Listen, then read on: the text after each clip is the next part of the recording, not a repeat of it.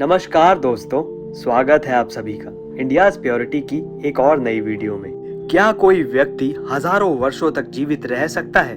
एक ऐसा व्यक्ति जो महाभारत का युद्ध लड़ा हो, श्री कृष्ण से श्राप पाया हो और आज भी इस धरती पर अकेला, घायल और अमर घूम रहा हो, ना मर सकता है ना ही चैन पा सकता है। ये कोई मिथ्या नहीं बल्कि एक पुरातन रहस्य है, अश्वत्थामा।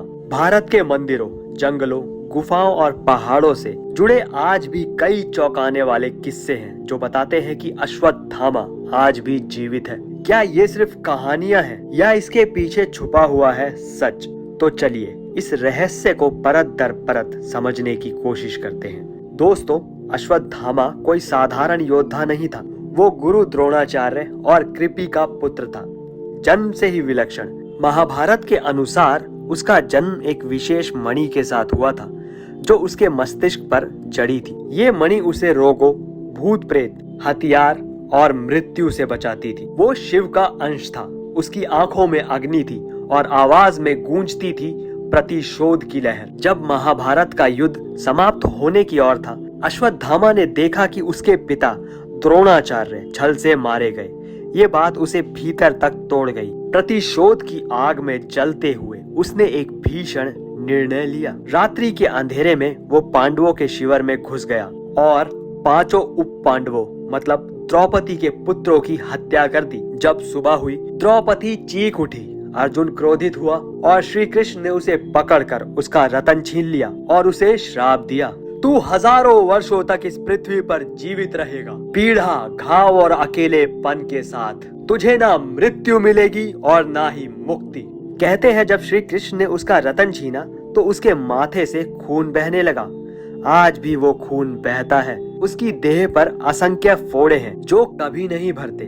उसका शरीर सड़ चुका है पर वो मर नहीं सकता। वो अब भी किसी मानवीय रूप में नहीं, एक भटकती आत्मा की तरह रहता है।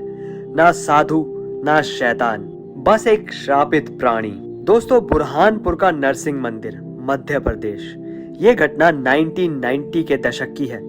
मंदिर के पुजारी ने बताया था कि रात को कोई व्यक्ति चुपचाप मंदिर में आता है। सिर पर जंजीर जैसी चूड़ियां बंधी होती है, माथे से खून बह रहा होता है और वो शिवलिंग पर जल चढ़ाता है।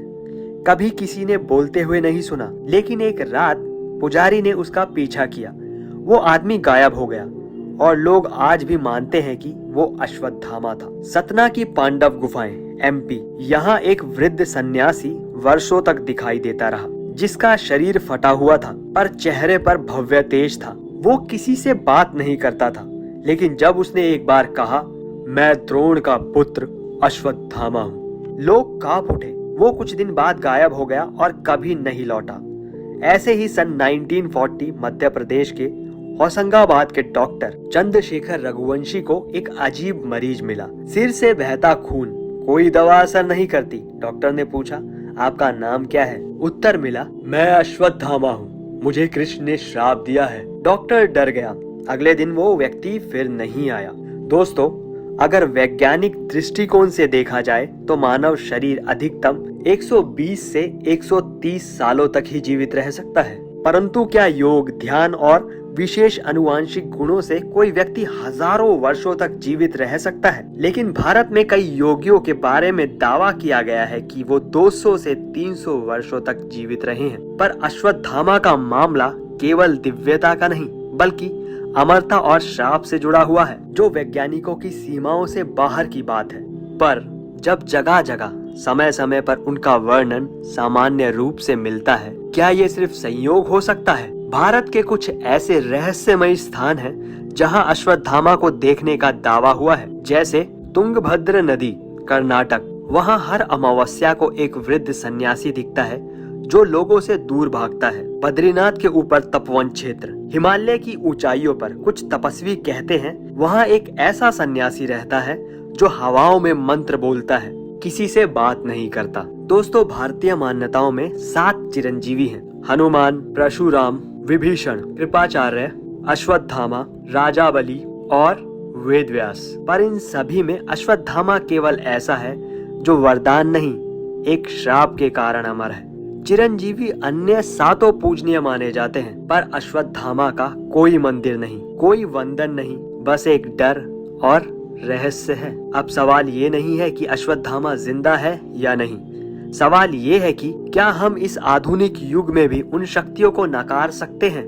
जिनके परिणाम समय समय पर सामने आते हैं। क्या वो जंगलों में, गुफाओं में या हिमालय की किसी अनदेखी गुफा में तपस्या कर रहा है, या वो फिर हमारी ही भीड़ में कहीं मौन है, एक विकृत, घायल और रोता हुआ चेहरा जो हर दिन जीता है और हर रात मरता है। दोस्तों, अश्वत्थामा हमें ये सिखाता है कि शक्ति बिना विवेक के विनाश है। अमरता अगर किसी के दुख का कारण बन जाए तो वो जीवन नहीं, यातना है। तो दोस्तों, आज के लिए फिलहाल इतना ही। हम फिर मिलेंगे एक और नई धार्मिक जानकारी के साथ। धन्यवाद।